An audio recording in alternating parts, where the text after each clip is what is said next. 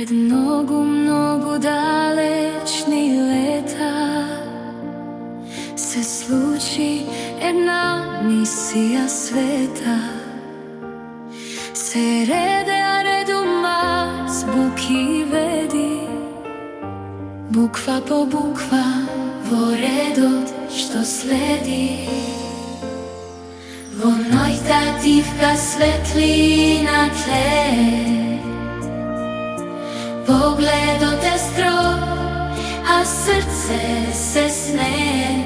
Се радува тоа на наука нова, на Кирил и Методий и нивните слова. Со книга во рака и мракот го снема, нова надеж до небо се крена. Кирил и Методий, браќа беа тие, азбука оставија за